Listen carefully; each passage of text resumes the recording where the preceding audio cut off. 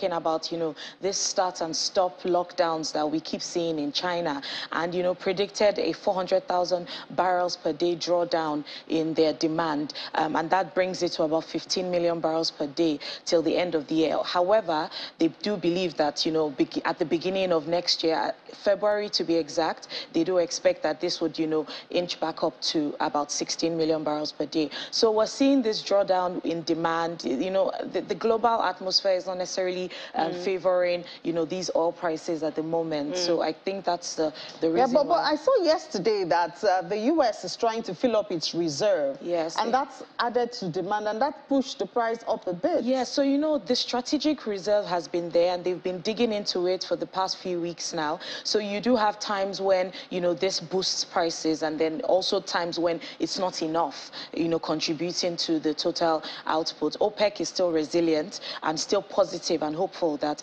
demand will definitely pick up, and there's no need for them to boost supply as much as the world economy expects them to. And also the fact that I think the upside to it is some analysts are expecting that when it comes to this Russian crude, as well as you have, the fact that there's these sanctions that are going to take full effect in December, they do expect that with the fact that Nord Stream 1 pipeline has been closed, they expect that this demand would be translated to oil as a substitute for the production of power or electricity. And in spite of this, Nigeria still cannot meet up with. We can't even do a million barrels. Yes. I mean, we're just talking about oil theft. Yes, your previous guest actually mentioned, a very good point when it comes to, aligning the interest of the locals with the global or the economy.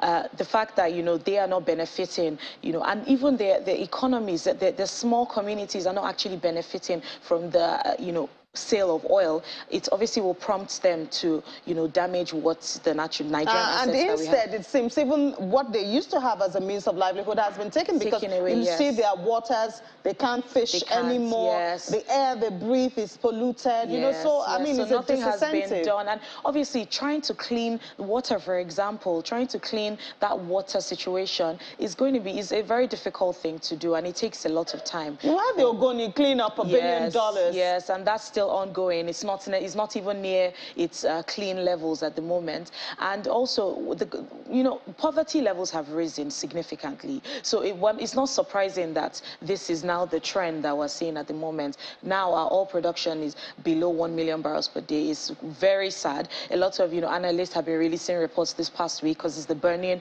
issue this week, and all they just keep mentioning is the fact that Nigeria is not benefiting from the increase in oil prices, or hasn't even benefited for the past few months from the increase in or sharply increasing oil prices. But hopefully the government is working tirelessly to make sure that this situation is overturned as soon as possible. Well, we do hope so, because I remember some time ago I went to River State, one of the riverine areas, yes. and especially the young men there, they've gotten so desperate that if once you appear there, you have to give them money, whether you want to record or get their views for their own good. They just don't care. What they care is you give us money. But I think it has also gotten to an extent where they have this this mentality of everybody owes me. Yes. So some of them had said the government should be building houses for them, should marry wives for them because they have the oil in their community. But you can imagine. So finding a balance, I think, is also necessary. Yes, but imagine these young men. A few years ago, they were actually little boys,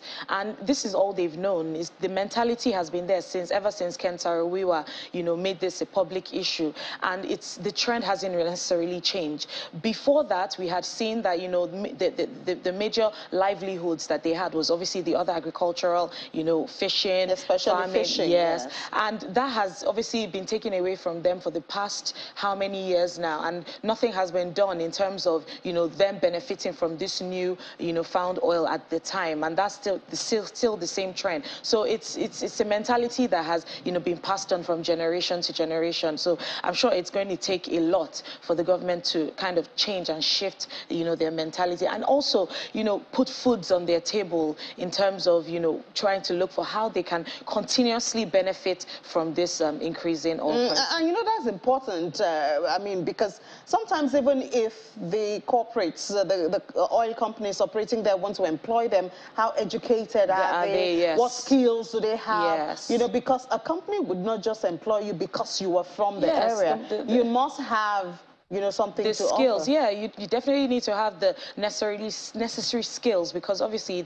it's a cost to them if they do employ people like that and they're not benefiting from it. So most of these companies, obviously the government doesn't owe them anything in terms of trying to make sure that the profits are increased, because they obviously have investments that they need to pay back.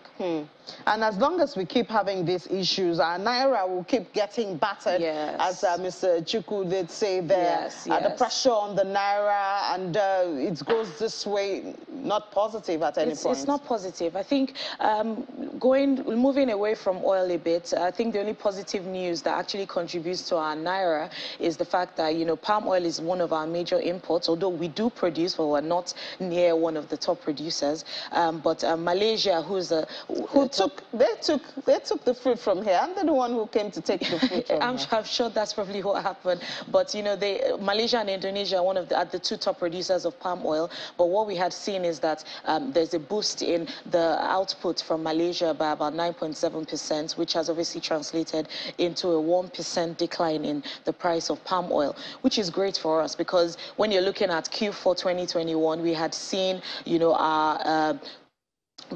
our palm oil import bill rise to about $40 million, and that's huge. So imagine a case where the palm oil price has actually declined, and we do expect that this declining trend continues well into Q4. So it's obviously will support the naira in any sense, but but I'm laughing because it's just sad, because we do have this palm oil here.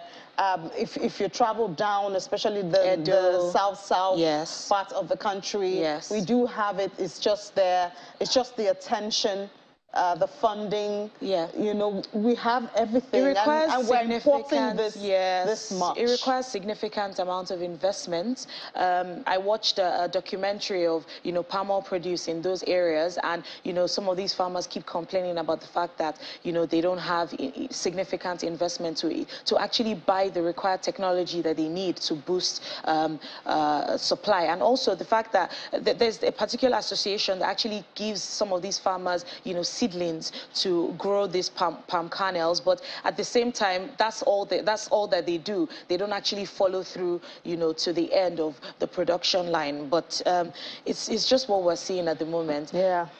But any other thing happening in the commodity space? Yes. So cocoa price is great for us at the moment. In Edo, for example, cocoa price is significantly high. We've been able to sell this past week, and I think the price obviously translated to about $1.5 million per ton, which is huge, and that's obviously above the global price of about $2,500. So I think that the price translates to about $2,600, which is great for us, because we had actually spoken about the harvest season that we're seeing at the moment. So it's great news for us now. All right, Bolanle, thank you so much. At least let's celebrate the little wins that we have. Yes, that's all we can do, and try to remain positive. And try to remain positive. All right, thank you so much. I do think we should take a short break, and then when we come back, we'll do the market review with Will Ibong. To stay with us.